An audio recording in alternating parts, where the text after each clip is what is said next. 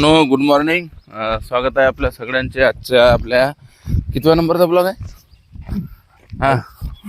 बघा. आता पुन्हा एकदा आजच्या ब्लॉगमध्ये आम्ही दोघं जे आहे ते पुन्हा आपल्या धावंडा नदीवर आलेलो आहे. आपण हा पूल मित्रांनो बघू शकता. हा पूल दाखवत असतानाही आपण आता या अँगलनी बघूया की पुलाचं जे काम आहे आता मित्रांनो, तर ते पुलाचं काम आता आपल्याला पूर्ण होताना दिसत आहे. बरोबर आहे. ही आपली धावंडा नदी आणि आजच्या ब्लॉगमध्ये रेल्वेचा ब्लॉग मित्रांनो आम्ही बरेच दिवस झाले बनवत आहे. आणि हा पूल आता मित्रांनो पूर्ण झालेला आहे. ज्याला आपण हे बघू शकता आपण की या सगळ्या परिस्थितीमध्ये आता आपली नदी आहे आणि याची जी हाईट आहे मित्रांनो, तर त्याला सेल्फी मोडमध्ये असल्यामुळं हे आपण बघू शकतो की किती म्हणजे लांब हा आपला पूल आहे आणि किती उंच आहे. तर या नैसर्गिक परिसरामध्ये आज आपलं शूटिंग आपण हे करतो आहे.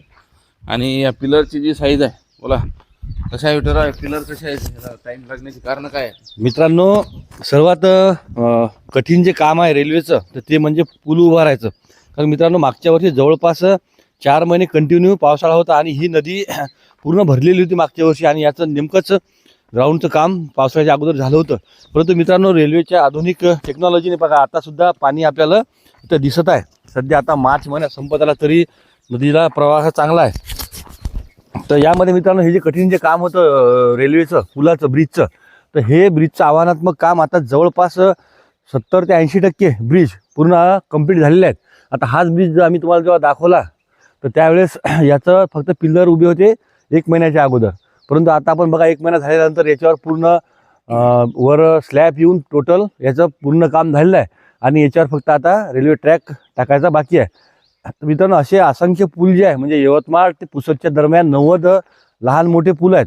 आणि हे असे जे मोठे पूल आहेत, हा आमचा धावंडा नदीचा पूल आहे की जो की आमच्या दिग्रसमध्ये तो पूर्ण नदीचा एक प्रोजेक्ट आहे.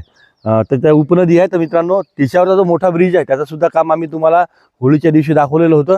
आणि आज तुम्ही बघू शकता की आताच हा सुद्धा ब्रिज पूर्ण झालेला आहे. तर आता जे राहिलेलं आहे मित्रांनो आपल्या याचं काम, जे ग्राउंडचं जे काम होतं सपाटीकरणाचं आणि त्याच्यानंतर आपल्या लेवलिंगचं, तर ते सुद्धा मातीचं काम म्हणजे बेसमेंटचं काम पूर्ण झालेलं आहे. आणि आपण बघू शकता याच्या अगोदर की आम्ही तुम्हाला याच्यामध्ये ज्या रेल्वे स्लीपर जे आहेत त्यासुद्धा आमच्या दिग्रजच्या रेल्वे स्टेशनवर आलेल्या आहेत. आणि इकडं आपल्या हर्सूलच्या जे मेन स्टेशन आहे त्यांचं आपलं ते सुद्धा आलेले आहेत. आणि रेल्वेचे जे ट्रॅक आहेत तर ते सुद्धा इथं हजारोच्या संख्येमध्ये आलेले आहेत.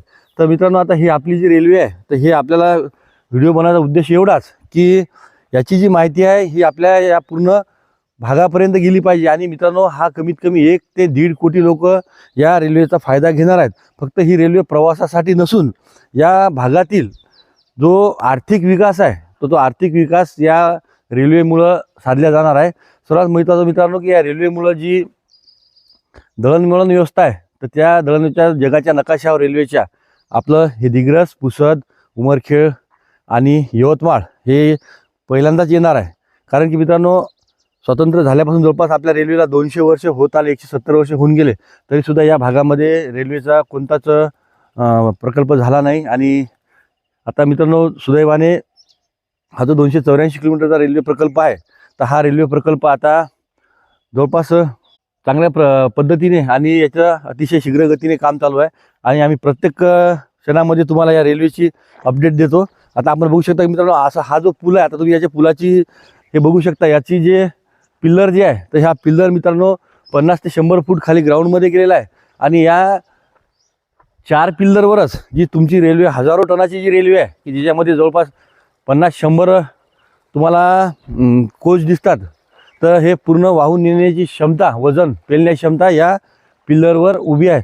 मित्रांनो, समोर 200 ते 300 वर्ष या रेल्वेच्या जे काम आहे याला कोणताच क्षती पोचणार नाही.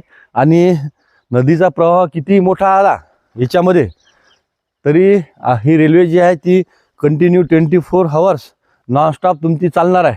आता आपण बघू शकता की मित्रांनो, आता 2 ते 3 महिन्यामध्ये पावसाळा आल्यावर आम्ही तुम्हाला व्हिडिओ दाखवू की इथे आम्ही जेव्हा इथे उभे आहे तर मित्रांनो कंटिन्यू 4 महिने इथे पाणी राहते. आणि आतासुद्धा मार्च महिना आहे, मार्च महिना संपत आला तरी बघा नदीचा प्रवाह आणखी सुरू आहे. तर ही जी रेल्वे आहे आपली, तर या रेल्वेमुळं इथं येणारा जो देशातील जो प्रवासी आहे भविष्यामध्ये, की तो बँगलोरहून शॉर्टकट मार्गे जे आपल्या दिल्लीला जाणार आहेत, तर त्यासाठी हा रेल्वे प्रकल्प एक माइलस्टोन ठरणार आहे. कारण की हा रेल्वे प्रकल्प केवळ वर्धा आणि नांदेड एवढ्यापुरता मर्यादित नसून यामध्ये जवळपास 10 जिल्हे आणि फक्त मराठवाडा विदर्भाला जोडणारा हा रेल्वे प्रकल्प असून याच्यामध्ये मित्रांनो आपल्या याच्यापासून कव्हर होणार आहे. आणि आपण